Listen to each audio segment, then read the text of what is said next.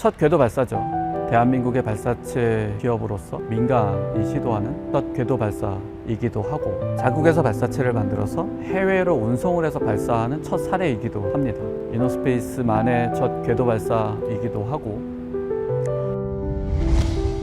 도전이라는 말을 들을 때 제일 먼저 드는 생각은 상당히 힘겹고 벅찬 그런 느낌이 들어요. 그러니까 이노스페이스를 처음에 설립했을 때를 생각을 해보면 시작부터가 도전이었죠. 회사가 설립됐을 2017년을 생각을 해보면 민간 기업이 자체 자본을 이용해서 이런 시도를 한다라고 얘기를 한다면 글쎄요, 사기? 아니면 불가능하다? 허무맹랑하다? 이런 얘기를 즉각적으로 그런 반응이 올 수 있었을 때였죠. 그런데 그 당시 누군가 도전적으로 용기를 내서 시작을 한다면, 그리고 그걸 정말 큰 열정을 가지고 한번 도전을 해보겠다, 사람들이 의기투합을 한다면 충분히 시작을 할 수 있을 단계다, 그런 생각에서 회사를 설립하고 시작을 했죠. 과정에서 제일 중요한 어떤 성과라고 한다면은 23년에 저희가 성공적으로 발사했던 한빛 TLV를 얘기할 수 있을 것 같아요. 저희가 22년 12월에 사실 첫 발사 시도를 했었는데, 그때도 타임라인도 그렇고 필요로 하는 기술 요소들도 그랬고 상당히 벅찬 목표였어요. 안타깝게도 그 당시에는 여러 문제를 겪으면서 저희가 3번의 발사 시도를 한 끝에 발사 윈도우 내에 발사를 못하면서 저희가 발사체를 이륙시키는 시도도 못한 상태로 현지에 다 분해를 해서 포장을 해놓고 한국으로 약 80여 명의 인력이 다 철수를 했던 그런 경험이 있죠. 철수해서 한국에 돌아온 저희 임직원들의 그 실망감과 좌절감, 이게 너무 컸기 때문에 그 실망감 때문에 회사를 떠날 분도 있을 거라고 생각을 했어요.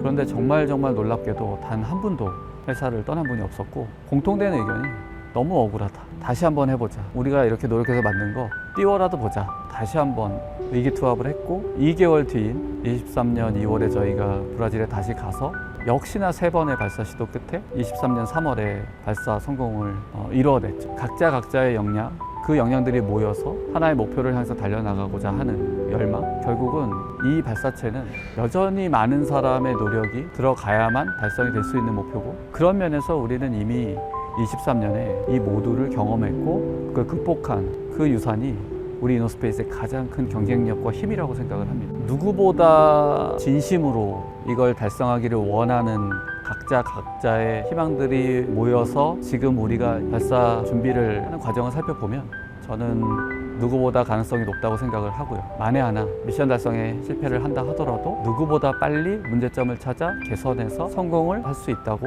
생각을 합니다. 우리가 못하면 그 어느 누구도 못한다고 생각합니다. 한국의 기업으로서 성공 모델을 만들어내야 하거든요. 혁신이라는 단어는 우리 회사를 설명할 때 떼어놓을 수 없는 가장 중요한 키워드 중에 하나인 것 같아요. 우리 회사가 이노스페이스인데 앞쪽에 이노가 이노베이션에서 온 이름이거든요. 처음에 회사를 설립을 할 때 발사체를 통한 사업화를 하겠다고 생각을 해서 회사를 설립을 했고, 그렇다면 우리가 자력 기술로 발사체를 만들어내야 하고, 그렇다면 발사체에서 가장 핵심적인 파트는 추진력을 제공하는 엔진이 되겠죠. 엔진 기술이 없다면 발사체를 만들어내는 것은 불가능하고 할 거고, 그럼 어떻게 이 엔진을 스타트업에서 모든 것이 부족한 상황에서 만들어낼 수 있을까를 고민을 했을 때 제가 생각했던 방식은 하이브리드 로켓 엔진이었어요. 창업자인 저는 학위 과정에서 하이브리드 로켓에 대한 연구를 단연간 해왔고, 누구보다 하이브리드 로켓을 잘 알고 있고 기술을 갖고 있었기 때문에 선택을 했던 부분도 없지 않습니다. 민간이 발사체를 개발해서 사업화를 하는 혁신적인 시도를 할 때 민간 주도라는 키워드를 생각을 한다면 민간이 자체적으로 기술적으로든 자금적으로든 해결을 해야 한다는 의미를 갖고, 그런 측면에서 봤을 때는 하이브리드 로켓이 많은 가능성을 제공하는 하나의 기술이었기 때문에 선택을 했던 거고요. 로켓 엔진에 있어서의 가장 핵심적인 부품은 산화제를 가압하기 위한 펌프인데, 하이브리드 로켓은 액체 산화제의 가압만을 필요로 하기 때문에 터보 펌프 방식을 적용을 한다면 큰 이점이 없을 수 있는, 그런데 하이브리드 로켓에 기존에 쓰던 터보 펌프를 적용하지 않는다고 했을 때 그럼 더 좋은 방식이 뭐가 있냐라고 고민을 하는 상황에서는 전기 펌프 하나만을 산화제용으로 적용을 한다면 충분히 하이브리드 로켓의 장점을 살릴 수 있겠다. 그런데 이 전기 펌프를 저희가 적용을 할 때 저희가 이것이 최초였냐? 아니거든요. 로켓랩의 일렉트론 발사체에 이미 전기 펌프가 연료용, 산화제용 적용이 돼서 발사를 하고 있었고, 결국 저희가 이룬 혁신은 전혀 새로운 것이 아닌 기존에 연구를 했던 하이브리드 로켓, 그리고 타사가 적용하던 전기 펌프 방식을 조합한 형태의 전기 펌프를 적용한 하이브리드 로켓 엔진이라는 새로운 하드웨어를 만들어낸 것이거든요. 이런 방식의 혁신이 저희 이노스페이스가 추구하는 혁신이라고 생각을 해요. 기술적으로는 결국 이러한 방식을 적용을 해서 경쟁사보다 빠르게 성과들을 달성을 할 수가 있었고, 현재까지 저희가 계획대로 성장을 해올 수 있었다.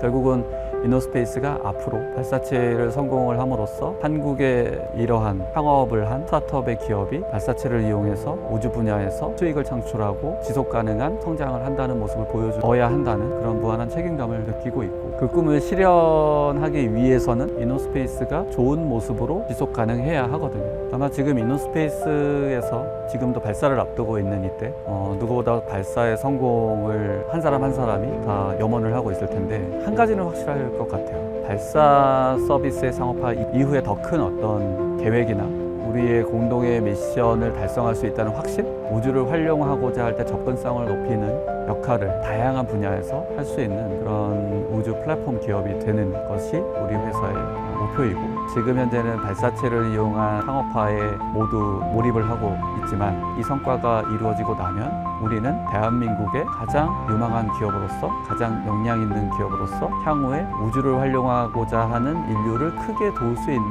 그런 누구보다 중요한 역할을 하는 한 명 한 명이 될 거다.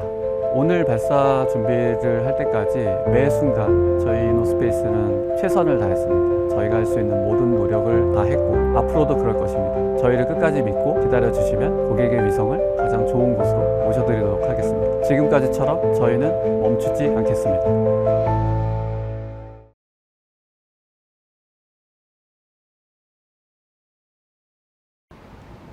저는 이노스페이스에 감사합니다.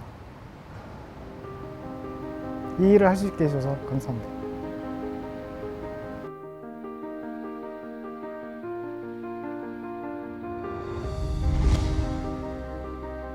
안녕하세요. 저는 이노스페이스 연구개발본부의 로켓추진연구소 연구소장으로 있는 박영일 이사입니다. 엔진을 개발하는 사람들은 불을 한번 보면 또 새로운 가슴속에 뭔가 타오르는 게 생기거든요. 그거는 누구도 시도를 하지 않았으니까 결국적으로 저의 독자적인 기술이죠. 전기 펌프 사이클 적용한 것이라든가, 상마형 진공 노즐을 사용한 것이라든가, 상당히 많은 구성품을 3D 프린팅을 적용했다라든가, 이런 부분들은 대부분 다 국내 당사의 독자 기술로 수행된 거라고 볼 수 있습니다.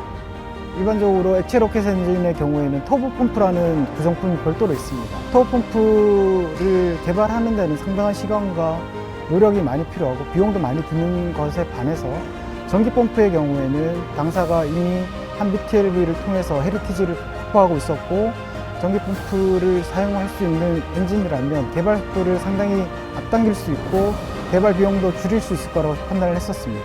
올해 25년 7월 달에 단인진까지 했으니까 18개월 만에 엔진 하나를 개발을 했다라고 보면 됩니다. 이거는 아마 혁신적인 것이 아닐까 판단되고요. 두 번째로는 저희 엔진의 경우에는 연소기뿐만 아니라 전기 펌프에도 많은 부품을 금속 3D 프린팅을 적용했다는 겁니다. 제작의 기간을 단축시키고 짧은 기간 동안 많은 시험을 통해서 그 성능을 확보하고 설계 개선점을 찾을 수 있었다는 그런 장점이 있고요.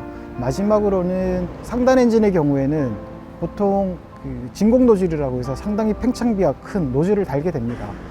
엔진이 고온 고압에 견뎌야 되고요. 진동의 강도에도 견뎌야 되는 그런 구성품이라서 대부분 이제 금속 소재를 많이 씁니다. 국내의 경우에는 대부분 해외 수입에 의존하고 있고, 해외 수입을 해서 제작을 하고 또 거기에 추가적인 공정들이 포함됩니다. 그런데 저희는 이러한 것들을 진행하기에는 시간적으로도 비용적으로 너무 크기 때문에 저희가 이미 그 하이브리드에 사용하고 있었던 상마형 노즐을 적용해보자라는 아이디어를 도출했었고요. 실리카 페놀릭이라는 소재를 가지고 상마형 노즐을 개발했습니다. 그리고 그 상마형 노즐을 정착한 단인증 시험에서 300초 동안 안정적으로 연소가 되고 안정적으로 버티는 걸 보고, 이거는 새로운 또 도전이었고요. 특히나 진공 노즐이나 전기 펌프 사이클은 세계적으로도 유례를 찾아볼 수 없는 그런 사례입니다. 액체 메탄 로켓에 그리고 액체 로켓에 있어서 상단에 적용된 사례는 거의 없다고 보시면 되고요. 그런 부분들이 아마 우리 회사의 상단 액체 메탄 로켓의 기술적 특징이 아닐까 생각됩니다. 추진제와 관련돼서 말씀드리면 메탄이라는 추진제를 적용을 해야 된다라는 얘기는 벌써 수십 년 전부터 있었고 국내에서도 그런 얘기가 많이 있었습니다. 다만 그걸 실제 적용한 사례는 없었다고 볼 수 있고요. 우리는 우리나라에서 최초의 단인증을 통해서 메탄 엔진의 성과를 보여줬고요. 그거는 국내가 지금까지 케로신 기반의 엔진을 개발해왔던 그 정부 주도의 엔진 개발에서 이제는 민간에서 액체 메탄으로 개발할 수 있겠다라는 판단을 할 수 있는 그런 전환점이 될 수 있다고 보고 있고요. 아마 한빛 나노 발사에서 성공까지 이룬다면 정말 이제 손가락 안에 들 수 있는 그러한 기술력을 확보했다라고 볼 수 있습니다. 네, 세계적으로. 저는 실제 메탄 엔진이라는 것을 개발하는 스타트업을 이노스페이스 이전에 7년, 8년 전, 2005년, 2006년부터 한 5년 정도가 일을 해봤던 적이 있습니다. 그때 당시에 그 액체 메탄 엔진을 개발하고자 했고 그 노력을 했던 것들을 포기했을 때가 2010년도인데 13, 14년 지나서 이노스페이스 합류를 하고 2년 채 안 되는 기간에 뭔가 성과를 이뤘을 때는 아마 남다른 좀 감회가 있었다라고 할 수 있을 것 같아요. 그래서 십수년 전에 국내에서는 메탄 엔진이 안 된다. 그리고 민간에서 어떻게 개발을 하느냐 따가운 눈총이 있었는데 실제로 보여줬다는 거에 뿌듯했고요. 뭐 팀원들은 이제 많이 힘들다고 볼 수 있어요. 그러니까 많은 팀원들이 이제 주니어급이에요. 제가 좀 이렇게 강하게 드라이브를 거는 스타일이기도 하고 또 팀원들은 처음이기도 하니까 일이 지치고 힘들 때가 많을 겁니다. 많았을 텐데 성실히 묵묵히 그리고 잘 따라줬고 그런 결과들을 보여줬다는 게 상당히 감사하고 우선적으로 한빛 나노가 발사가 잘 되고 특히나 상단 엔진 개발을 총괄했던 사람으로서는 2단 분리가 잘 돼서 상단 엔진이 제대로 된 성능을 발휘했으면 좋겠고 제대로 된 임무를 발휘했으면 좋겠습니다. 그러면 그 결과는 제 자신에 대한 성과는 아니고 회사 전체의 성과이라고 볼 수 있을 것 같고요. 그리고 정말 떳떳하게 대외적으로도 신인도를 얻을 수 있을 것 같다는 생각이 들고요. 제대로 발사가 되고 제대로 성공이 된다고 하면 그때부터는 한번 뒤를 되돌아보게 되겠지만 한편으로는 또 앞을 내다봐야 될 것 같아요. 다음 임무가 뭘지에 대해서 고민을 이미 시작은 하고 있지만 그 다음 미션에 대한 고민을 하지 않을까 생각하고 그 다음 미션에 대해서 누군가하고는 어떤 친구에게는 다음 엔진 어떻게 준비하고 있어? 라고 물어볼 것 같은 입장입니다.